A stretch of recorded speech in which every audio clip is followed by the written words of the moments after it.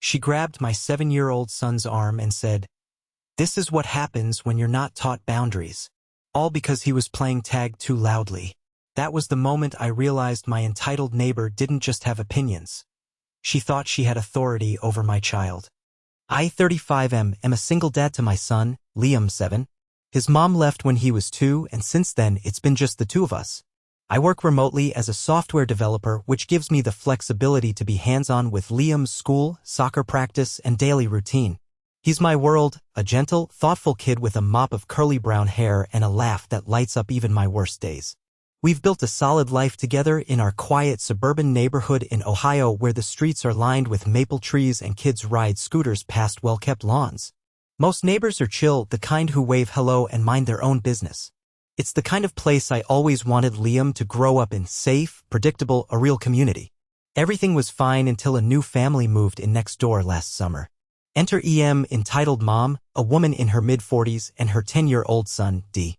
Their moving truck rolled in on a muggy August afternoon, the air thick with the hum of cicadas. I figured I'd be a good neighbor, so I went over to introduce myself, helped them unload a few boxes, and even brought over a batch of chocolate chip cookies Liam and I baked together.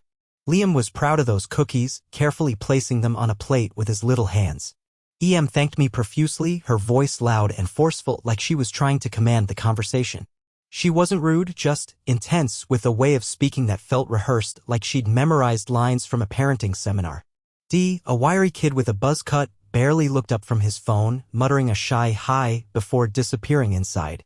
At first, things seemed normal. Liam and D met a few days later when Liam was riding his bike out front. They started playing occasionally kickball in the cul-de-sac, trading Pokemon cards on our porch. I was happy for Liam, he's shy and doesn't make friends easily. But I started noticing D's behavior. He was aggressive, bossing Liam around during games, shouting if Liam didn't follow his rules, and once even shoving him during a race. Liam came home one day, eyes red and teary, saying D called him stupid and babyish for not wanting to climb a tree. It broke my heart. Liam's the kind of kid who'd rather read about space than roughhouse, and I could see D's attitude was crushing him. I sat Liam down that night over his favorite mac and cheese dinner and told him he didn't have to play with anyone who made him feel bad. I taught him a few phrases to stand up for himself, like, "That's not okay," and encouraged him to walk away if D got mean.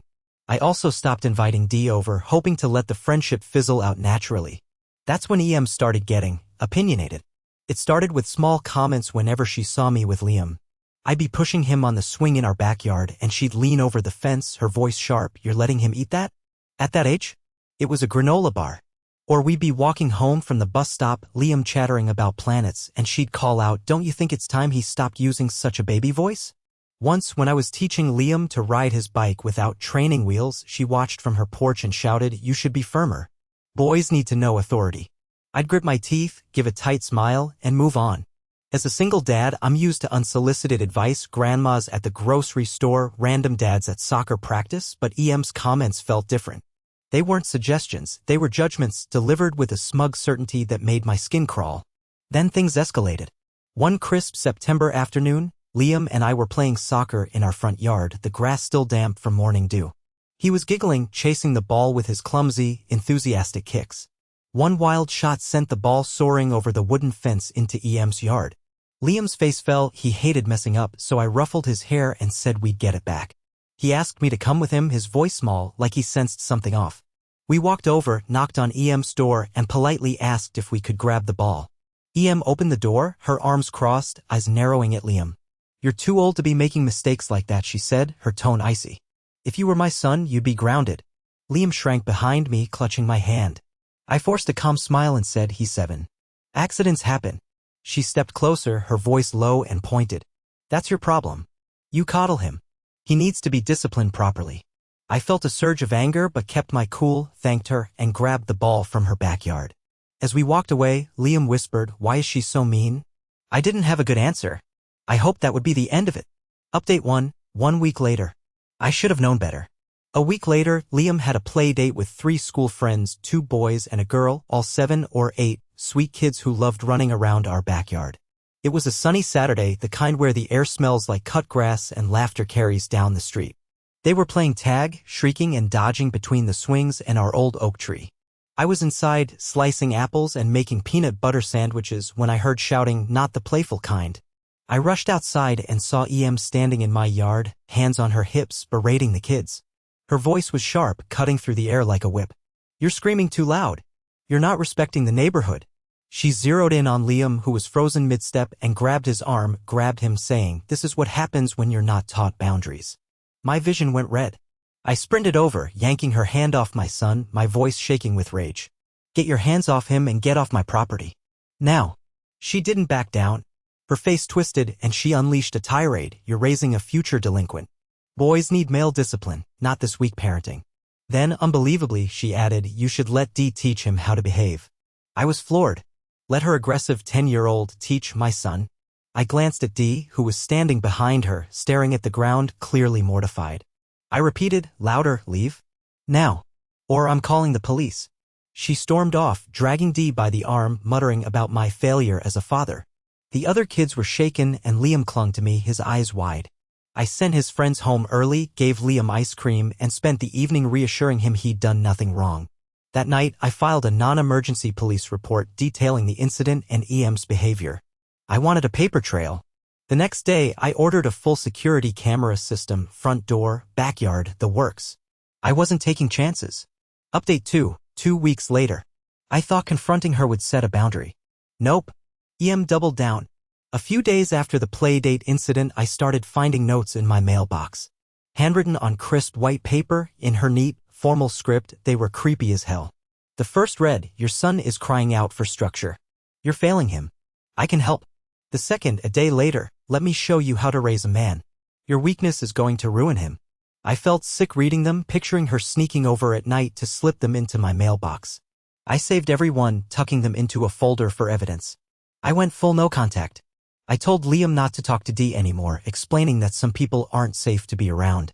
He nodded, looking relieved, and said, "Dee's mean anyway." I also called Liam's school, where Dee was in a higher grade, and spoke to the principal. I gave her a heads up about EM's behavior in case she tried anything there, like approaching Liam on the playground.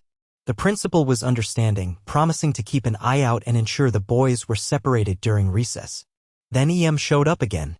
It was a chilly evening around 7 p.m., the sky bruised purple with dusk. The doorbell camera pinged my phone, and there she was, standing on my porch, holding a leather belt in one hand. My stomach churned. She looked me dead in the eye through the camera and said, "Let me show you what real parenting looks like. You need help." Her voice was calm, almost instructional, like she was offering to teach me algebra. I didn't open the door. I called the police immediately, my hands shaking as I dialed. They arrived in under 10 minutes, and I showed them everything, the camera footage, the notes, the police report from the Playdate incident. The officers were professional but visibly alarmed. They issued EM a formal warning, telling her to stay away from us or face arrest. The next morning, I filed for a restraining order, meeting with a lawyer who walked me through the process. I felt like I was in a bad movie, but I wasn't taking any more risks with my son's safety. Final update, 1 month later. The restraining order hearing was a week ago. EM showed up in a stiff blazer, her hair pulled back tightly, looking like she was ready to argue a case. She didn't contest the order, probably on advice from someone with sense, and the judge granted it without hesitation. It's a 2-year restraining order. She and Dee must stay 500 feet away from us, our home, and Liam's school with no contact allowed. Violation means immediate arrest. I exhaled for what felt like the first time in weeks as we left the courthouse. Last week, I saw a for sale sign in EM's yard. I asked another neighbor, an older guy who's lived here forever, and he said EM mentioned moving closer to family. Good riddance. I don't care where she goes as long as it's far from us. Liam's doing great now. The anxiety he felt after EM's outburst has faded, and he's back to his cheerful self, building Lego spaceships and begging for extra bedtime stories. We've had long talks about personal boundaries, and I've taught him to tell me or a teacher if anyone makes him uncomfortable. He's even started a new after-school art club where he's made a couple of close friends.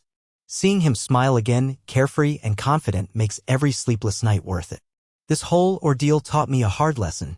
Just because someone has a kid doesn't mean they're qualified to give parenting advice or be around children at all.